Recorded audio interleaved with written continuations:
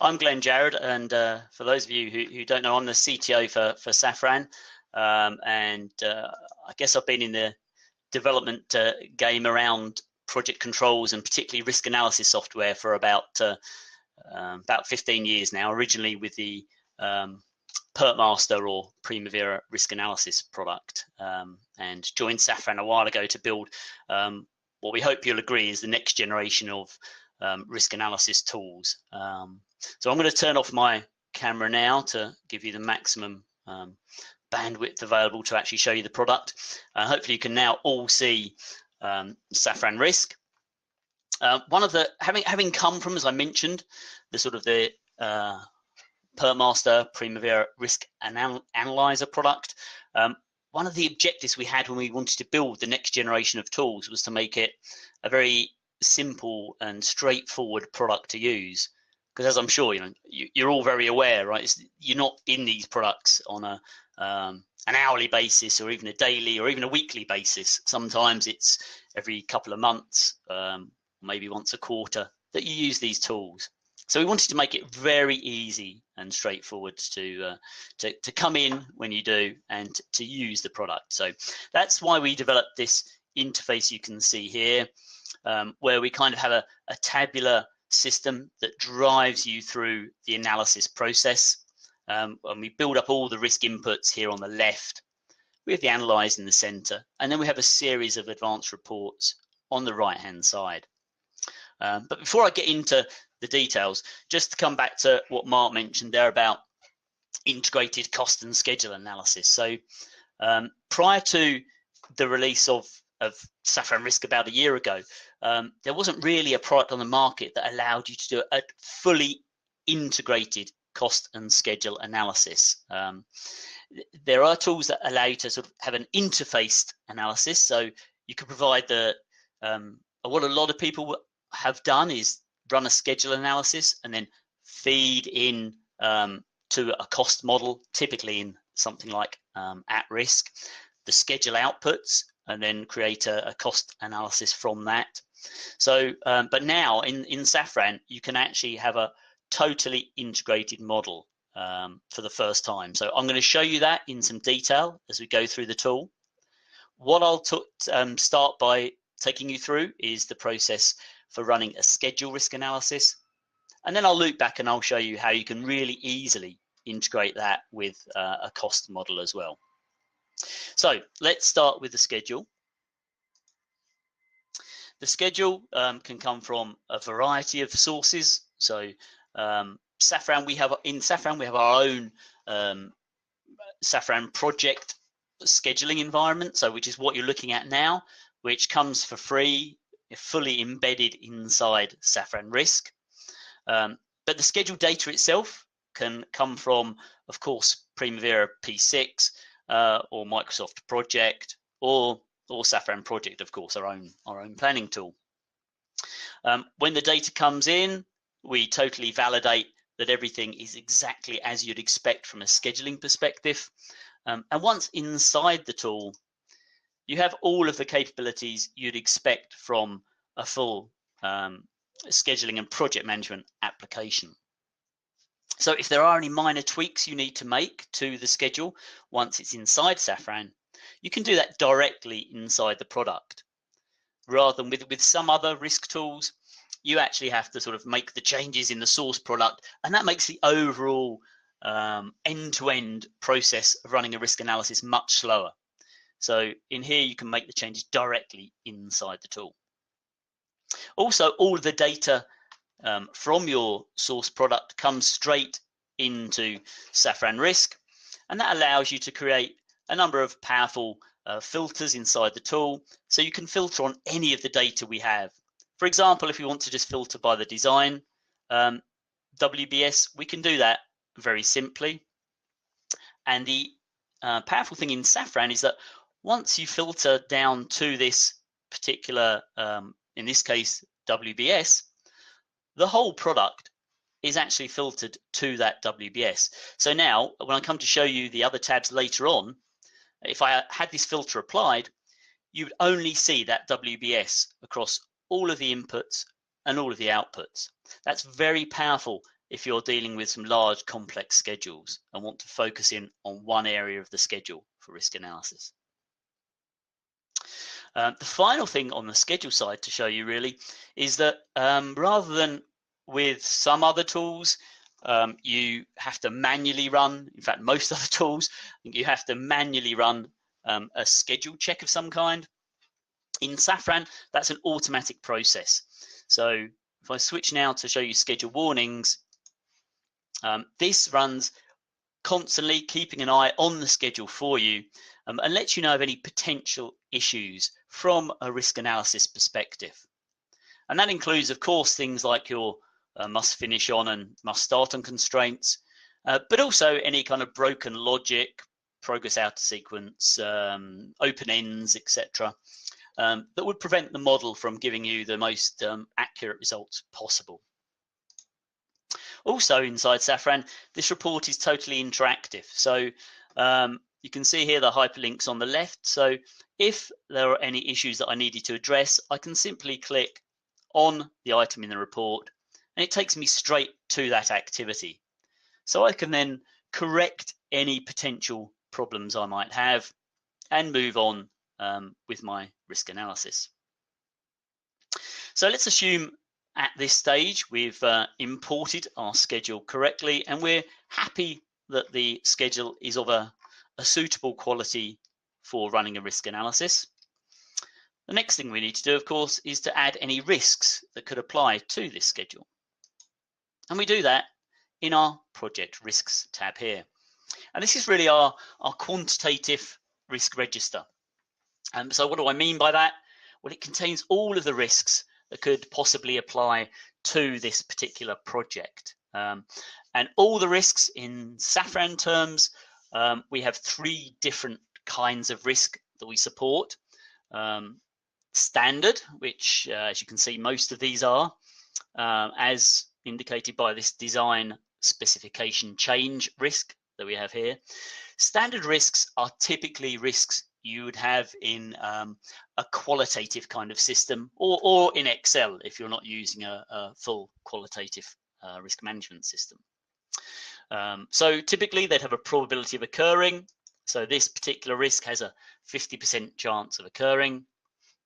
And should it occur, we define what the impacts will be over on the right-hand side. So for this design specification change risk, it has a 50% chance of occurring, and if it should occur, its impact on the schedule will be between 8 days, probably around 10, and could be as much as 15 days, according to the triangular distribution we've selected here. In Safran, we support a wide variety of different distribution shapes that you can use to model any real-world scenarios, including cumulative, where you can actually go ahead and create your own. These kind of impacts in days, hours, or even minutes, we class as absolute because they're defined by value. You can also define impacts by percentage. So you can see the cost impact of this design risk we've actually declared as a relative impact. And that means it's going to vary between, in this case, 80 and 150% of the part of the schedule we assign it to. And I will show you that very shortly. Just finishing off on the project risks tab, the other kind of risks we have are weather risks, or calendar risks, I should say, as denoted by this weather risk I've declared here. In Safran, if you have projects that are the weather applies to, we actually have 2 mechanisms for creating weather calendars. One is a templated way, which is very similar to the way you create weather calendars in, for example, PRA today. The other mechanism, which many of our customers are using, particularly in the oil and gas space, but also other sectors too, is the ability to create weather calendars using time series data. So what that allows us to do is to actually take real data from real meteorological data from the geographical region that our project applies to our project. And you can import that real meteorological data directly into Safran to create weather calendars from that real information. So that solves one of the biggest problems of risk analysis, right? And that's, well, validating the inputs. So if you can use real data, real historical data, then you can fully justify the inputs to the model. So you can do that using risk calendars in Safran. The final kind of risk we have, or risk type, is estimate uncertainty. So in Safran, you can apply 3-point estimates, so a min, likely, max to individual activities on the schedule. Or as an alternative approach, you can create estimate uncertainty risks. And we've created 3 here as an example. We've created a low, a medium, and a high estimate uncertainty. What many people choose to do is to maybe divide this up by WBS. So they'd maybe create 3 different levels of construction uncertainty, 5 different levels of fabrication uncertainty, whatever it might be.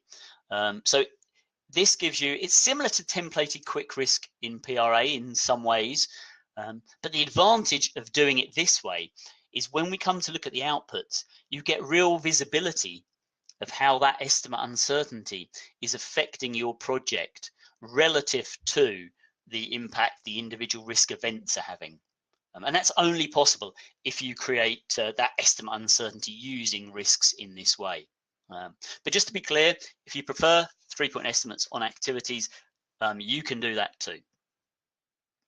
So just to finish up on our project risks tab, you can also, of course, that's our pre-mitigated position I've taken you through so far.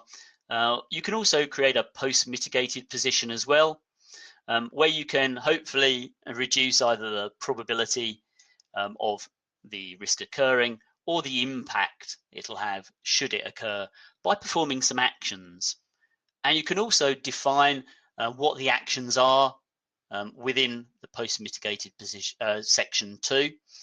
And you can apply costs and durations to certain activities that are already in your project. So if you have some activities that are there to perform the mitigation, you can actually model those and assign those to actions directly inside project risks here in Safran. Okay, so at this stage then we've brought in our project from wherever it's sourced. We've actually gone ahead and created all of these possible risks that could be applied to the project. So what we now need to do is to actually assign the risks to parts of the project. So we do that in risk mappings, and so in risk mappings, what we have is we have a one holistic view of the project on the left-hand side here, and we have across the top we have all of the risks that could apply to this particular project that we just defined in project risks.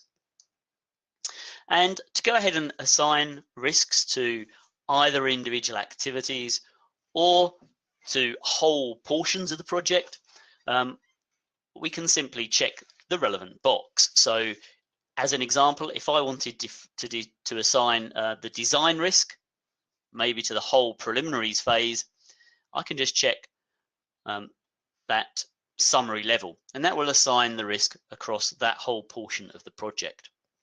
Alternatively, if I want to take a more kind of bottom-up approach, I can just specify the individual activities that that risk should be applied to. Now, what you may have noticed happening is some movement over here in this well, this is what we call the real-time analyzer. So it's kind of you can see it's giving us a distribution. And as we make an individual selection, so let's take this prepare contract activity. Every time we make a selection, it's automatically running a risk analysis immediately that I check the box, and by doing that, it's giving us in real time the actual distribution of this one activity when the risks are applied to it. So we can see now this prepare contract activity that you can see here has a deterministic duration of 8 days, actually will vary between 8 days and 33 days based on these two risks that we've currently assigned to it. So as I make further selections, you can see that distribution changing. So this is the only product where you, in a kind of workshop environment, you can in real time get an idea as to how risky, if you like, each activity is in your project. And that allows you to assess whether you're perhaps double dipping or double counting some risks. You might say there's absolutely no chance that this particular activity could take 42 days. It's just not possible. So maybe we've got some extra risks in there somewhere. So again, many of our customers tell us this is invaluable in a kind of a workshop environment where you want everybody to get involved and to get that instant feel of the effect of risks on a project. Okay, so once we've gone ahead and we've actually now created the full model, so we have the schedule, we have the risks, and we've assigned the risks to certain parts of the project, we can actually go ahead and run a risk analysis, a full risk analysis. So before we do that, we can make some selections. So on the left here, we can choose which risks we'd like to include or exclude. So maybe we want to run some sort of what-if scenarios with these risks completely omitted. Maybe we want to transfer responsibility of these risks elsewhere.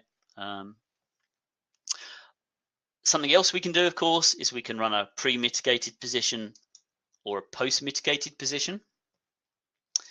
But again, unique to Safran Risk is we can actually mix and match. So we can run a model that just looks at the effects of performing the mitigation actions or our mitigation on certain key risks. So most other products, you either run a pre-mitigated or a post-mitigated. You don't have a choice to be selective. So in here, you can select which scenarios you want to model. On the right-hand side, we can also choose what we class as focus activities. Now, these are those key milestones in your project. Obviously, when we come to look at the outputs, you're obviously very interested in the overall project finish date and cost. But of course, particularly with longer projects, you'll also be interested in a number of those key milestones along the way. So by adding some focus activities in here, we make it very easy to get to results that you care about when you have large volumes of data to deal with. So let's go ahead and let's run 1,000 simulations of this particular project. And okay, it takes us immediately to, in this case, to our distribution graph, where we can see in this case, we're looking at the project finish dates for the overall entire project. And this, I'm sure, will be familiar to many of you. This particular report bears a resemblance to, of course, a number of other distribution graphs in other tools. And here we can see, if we focus on the right-hand side, we can see that our deterministic finish date of the 26th of September is only actually 2% likely based on the risks that we applied to this project. And we've chosen to monitor a number of different percentiles, a P20, a P50, and in fact a P82. Rather a strange choice, but there we go. And we've also drawn a curtain here in the distribution graph that shows us what the, if you like, the contingency is between our planned deterministic finish date and in this case our P82. And we can see we have 140 days between our deterministic finish and our P82. We can, of course, also look at the likely finish date of any individual activity instantly. or we could switch to this focus activities view. So this is where I mentioned a moment ago that you can set up these key milestones. So it's really quick and easy to get to look at our first main milestone in our project of locate subcontractors. And we can see that that's only actually 11% likely to hit the deterministic finish of that first key milestone. And again, of course, we can see the contingency window on that particular milestone. Okay, so I'm sure everybody here is very, very familiar with this kind of distribution graph. And obviously, this is telling us all the potential finish dates. And if you like, it's telling us how big a problem we've got. So what we need to look at, of course, is what can we do about fixing these potential problems. So for that, the first view we'll take is the driver's view, which again presents the tornadoes that I think many of you will be familiar with. The way we've split this in Safran is we show you the risks that are driving the finish date of the project to the left and the activities that are driving on the right hand side. So we can see that testing overrun is quite significantly our biggest risk driving the finish date, followed by ash cloud, followed by procurement delays and external communication. And unsurprisingly, on the right-hand side, given that testing overrun is our biggest risk, we can see that the testing activities actually appear very high up in the tornado of activities that are driving the project finish date. And as we did with the distribution graph, we can, of course, immediately change our view and look at which risks and activities are driving to any of our earlier milestones we might have on the project. Okay, now that's a very useful view, and of course it's something that we're all familiar with looking at, but it does report these numbers as a kind of a correlation coefficient number that's really difficult to explain. So we've developed the what we've termed the sensitivity analysis, and this actually uses a kind of a risk by exclusion technique to actually assess the true impact of risks on the project. And by true impact, I mean the impact they're having in terms of days and or dollars on the cost side as well. And I'll come on to costs very shortly. So what this is now showing us is that indeed testing overrun is our biggest risk to the project, but it's actually having an impact on our schedule of 32 days, whereas ash cloud is actually our second biggest risk, and it's having an impact of 23, followed by external communication with 20. And we get all the results, of course, reported in the table here on the right hand side. And again, this is showing us those risks that are impacting the overall project at a given confidence level. So we've selected this strange P82 number, but that's what it's telling us, how much of an effect they're having at our chosen confidence level. And we can, of course, again, use our focus activities to see how much of an impact and which risks are driving to any of our milestones. So we can see procurement delays is the most likely risk to affect our first milestone of locating subcontractors. And that's going to cost us 13 days at a 80% confidence level. Okay, so that's the sensitivity analysis. Now, what I'd like to do now is to just switch gears very slightly. So that's the basic reporting on the schedule side, including the slightly more advanced sensitivity analysis report. So now what I'd like to do is to show you how easily it is to actually create a cost risk analysis, and then also a fully integrated cost risk analysis as well using Safran Risk. So for that, I'm going to switch over to my cost tab, and this is where you'd enter your cost estimate data.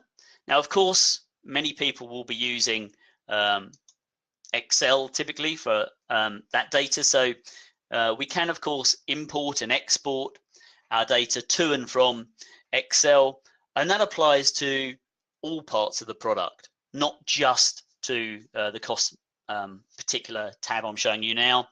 All of the data can come in and out via Excel. So in our cost model then, we can create a full cost breakdown structure to any level of complexity we like. Here, it's quite simple. We have some material costs, some labor costs, and some other costs. And for each within each cost breakdown structure, we've assigned some cost line items. For example, additional parts maybe, where we've given it a base cost of, in this case, $300,000. To those base costs, we can apply some base uncertainty, which we've done here using a simple triangular distribution. And we can also, to any cost line item, also apply risks from the same quantitative register that we have here. So that's an important point, because we can put all of our risks in one place, and we can then use those risks and apply them either to the schedule or to any part of the actual cost model as well. So what I could do now is I could actually go ahead and I could run a risk analysis purely on the cost data you can see here. So I want to make that very clear that you don't need to even have a schedule in Safran. So obviously, most of you, of course, will have a schedule, and that's one of the real powerful propositions with Safran Risk, is the ability to run an integrated model. But what you can do is you can start on early phase projects where you don't even have a schedule, and you can use Safran Risk to create a cost risk analysis using just the data you're looking at here. And then when the schedule comes online, you can run the cost analysis as I have just shown you a moment ago. And then what we can do is, if I open up this schedule connection area in cost, is we can actually link the schedule to the costs really simply. So let me take an example. This particular project is around designing and building a UAV or a drone. And one of the associated costs we might have is hiring of a test site. So in our deterministic plan, we've said that hiring that test site is going to cost $590,000. But in reality, when we actually have a schedule, the duration or the cost of hiring this test site should be driven by the overall duration of the testing phase of the project. So in our schedule here, if we look down, we have this phase 1 testing WBS. And what we've done is we've created a hammock here called total testing duration that has an activity duration of 107 days. So what I've done here is I've said, okay, well, yes, I have a cost of hiring a test site, but that cost should be driven by the duration of that particular phase. So to do that, I simply go into my project, I find my hammock for total testing duration, and I say, yes, okay, that activity, that hammock is going to actually, in this case, drive 100% of the costs of that activity. So when I do that, it then actually gives me some more values here, and it calculates what the day rate now is based on the duration of that testing phase and the cost associated with it. So what that means is, when I now run a risk analysis, if I choose to step through the model, which I will do, every time I run through, and we can see here we've got the duration of this phase highlighted at the moment. As I step through, and this particular iteration, the total testing, total duration of the testing phase was 150 days on this particular iteration. So if I switch now, and I can also step through cost as well as schedule, and look at costs, we can see that this hiring of the test site now, the variable value you can see over towards the right hand side is actually 827,000 something. So it's basically taken this duration that's now 150 days and used that to increase the cost from 590,000 to 827,000. And this kind of fully integrated analysis is only possible when you run both cost and schedule inside the same tool, inside the same product. So as we step through, we can see the costs, the variable costs changing, and you can also see some of those risks lighting up as risks impact as we go through the model. So I won't step through all of these. I will just complete it and show you the outputs. And what we've tried to do here in Safran is make all the outputs very consistent with one another. So much as we just looked at the distribution graph for schedule, if we also look at it for costs, everything of course is laid out in exactly the same way, except now we're looking at our cost breakdown structure on the left hand side instead of our work breakdown structure. And we can see that the cost on the right hand side again of this project deterministically was 8.14 million or billion. The probability of achieving that cost is we're only 15% likely to actually hit that cost. And again, we're tracking various different percentiles, and the one we've drawn the curtain here in the distribution graph is between the deterministic and again that strange P82 number. So we can see we need just over 1.5 million or billion, whatever that number denotes, of contingency between the deterministic and the P80. So that's the distribution graph now for costs. Now, a really, I guess, probably one of the biggest benefits of actually having a model integrated in this way is that when we now look at drivers and we look at cost drivers, what we're actually looking at here is actually all of the risks that are driving the cost of this project in one tornado. So I want to really stress that, because the only way you can actually produce one tornado that shows everything driving costs, whether that may be uncertainty on an individual cost line item, a risk that applies to an individual cost line item, or whether it's any risks that are assigned to activities that are driving those costs. This is the only way you can actually get this one holistic tornado view out of everything that's driving costs, is to have a totally integrated model. Okay. And we can also, as well as looking at what's driving the overall project, we can also, of course, look at various parts of our cost breakdown structure and see what risks are driving any particular portion from a cost breakdown structure, as well as from a work breakdown structure. One of the final reports to show you, because now we have a fully integrated model, is we can now also look at the combined effects of cost and schedule on our model by using the scatter plot.